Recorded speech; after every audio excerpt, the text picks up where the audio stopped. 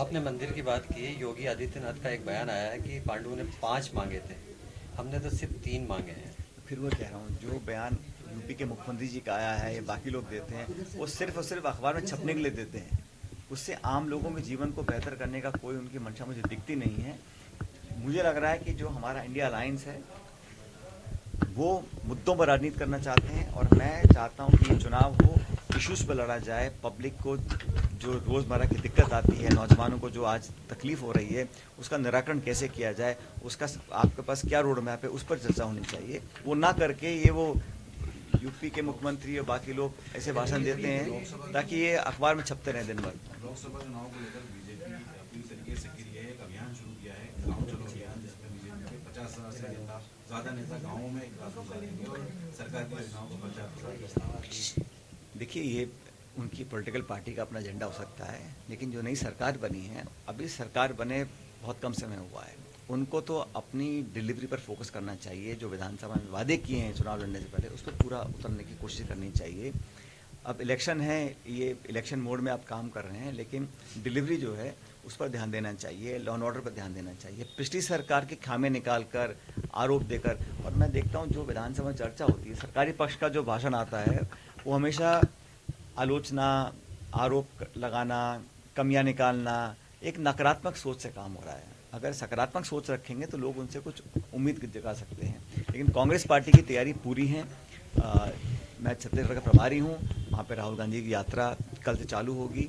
बहुत उत्साह लोगों के अंदर है। हमारी पार्टी में जिनको जो जिम्मेदारी दी है वो उस काम को बखूबी निभा रहे हैं। हमारी पार्टी पूरी तरह तैयार है और राजस्थान में भी मैं समझता हूँ हमारी अच्छी तैयारी है। अभी दौरे सब नेता कर रहे हैं लगातार और अच्छा परफॉर्म कांग्रेस पार्टी करेगी राजस्थान में, ऐसा मैं मानता हूँ। देखिए सर, विधानसभा क्षेत्र के लिए रेल का मुद्दा और राजस्थान के लिए ये दो चीजें थी, इसको लेकर क्या अभी केंद्र सरकार ने बहुत लंबे अंतरकाल के बाद अब जाके 100 करोड़ रुपए सैंक्शन करने की बात करी है, जिसका मैं स्वागत करता हूं। मैं लगातार रेल मंत्री जी, प्रधानमंत्री जी, भारत सरकार, प्रदेश सरकार से आग्रह करता रहा कि एक प्रोजेक्ट आवंटित हो चुका था 10 साल पहले। ये प्लानिंग कमीशन से, वित्त मंत्रालय से, रेल मंत्रालय से, कैबिनेट से अप्रूवल होके, रेल मंत्री की पिंक बुक जो होती है फाइनल स्टेज, उसमें अप्रूव होके ये सैंक्शन हो चुका था।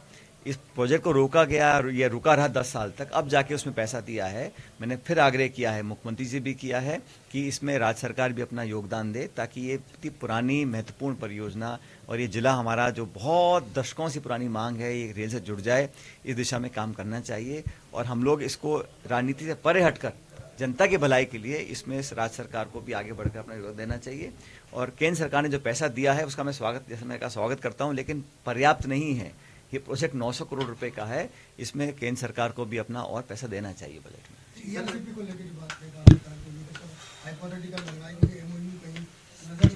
ईआरसीपी के बारे में जो चर्चा हुई है, क्योंकि जो एमओयू साइन किया है सरकार ने वो पब्लिक नहीं किया गया है। मैं तो ये चाहता हूँ कि जो प्रोजेक्ट पूरा हो उसमें पीने का पानी, सिंचाई के लिए पानी और इंडस्ट्री के लिए पानी, ये तीनों पानी के लिए पर्याप्त आवंटन करने की एक प्रावधान रखा गया था।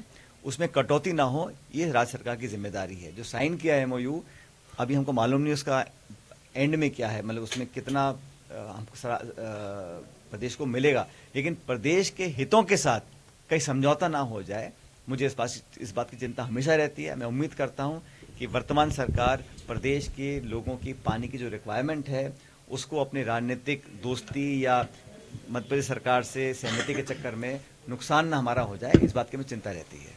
देखिए सर, टोंक की बात करते हैं हम। टोंक तो विधानसभा क्षेत्र की ठेकेदारों का पेमेंट नहीं होने के कारण कई जगह कार्य बंद कर दिए गए। मैंने आज सुबह मीटिंग ली है सभी अधिकारियों के साथ। जो पीडी खाते हैं, जो पेमेंट्स हैं, रुकी हुई थी और इसका नुकसान ये हो रहा है कि वहाँ निर्माण कार्य रुके हुए थे। कि मैंने कहा है कि जल्दी पेमेंट कराएं ताकि काम चालू हो सके। मुझे आश्वासित किया प्रशासन ने कि अगले 2-4 दिनों के अंदर सारे निर्माण के काम दोबारा चालू करेंगे। आज आप कष्टमय हुए हैं।